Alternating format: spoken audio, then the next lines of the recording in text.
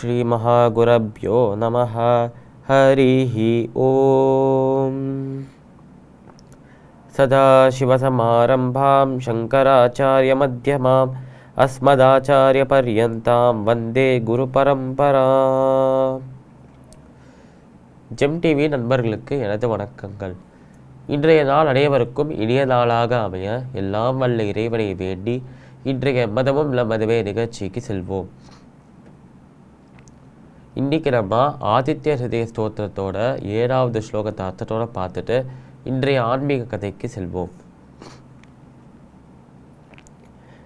சர்வதேவாத்மகோ ஹேஷஹ தேஜஸ்வி ரஷ்மி பாவனஹ ஏஷ தேவாசுரகணான் லோகான் பாதிகபஸ்திபிஹி. இந்த ஸ்லோகத்திற்குண்டான விளக்கம். சர்வதேவாத்மகோ ஹேஷஹ தேஜஸ்வி ரஷ்மி பாவனஹ. சர்வதேவாத்மகோ ஹேஷஹ, அனைத்து தேவர்களாலும் வழிபடப்படுகிறாராம் நம்மளோட சூரியன். அதே நேரத்தில் அனைத்து தேவர்களுக்குள்ளேயும் இருக்காராம் சூரியன். அதாவது அவரே அனைத்து தேவர்களாகவும் இருந்து அந்த அனைத்து தேவர்களுமே வழிபடுற ஒரு நபராகவும் இருக்காராம் சூரியன். ஒரு கடவுளாக ஒரு தெய்வமாகவும் இருக்காராம் சூரியன். சர்வதேவாத்மகோ ஹேஷஹ தேஜஸ்வி ரஷ்மி பாவனஹ, அதாவது தேஜஸோடு பொருந்திய, அதாவது ஒளியோடு பொருந்திய ஒரு ஸ்வரூபத்தோடு இருக்காராம் நம்ம சூரியன்.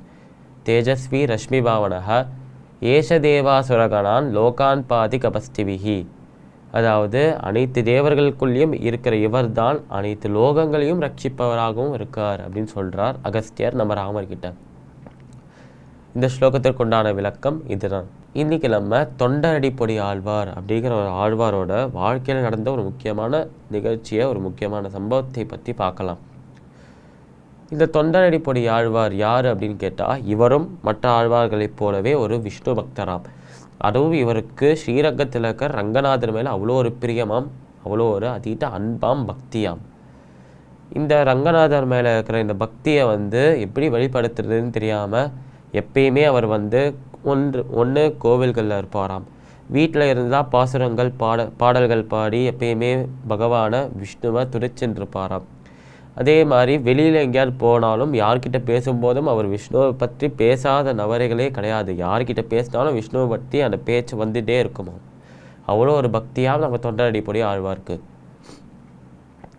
இவருக்கு திருமணம் நடக்கிறது. இந்த திருமணம் நடக்கும்போது இவரோட மனைவியோட அம்மா, அதாவது இவரோட மாமியாராக இருக்கிறவள் நம்ம தொண்டரடிப்பொடி ஆழ்வாரை ஏமாற்றுகிறாளாம். அதனால அந்த தொண்டரடிப்பொடி ஆழ்வாரோட எல்லா பணமும் காசும் எல்லாமே அந்த அம்மா கிட்ட போயிடுத்தாம், அந்த மாமியார் கிட்ட போயிடுத்தாம்.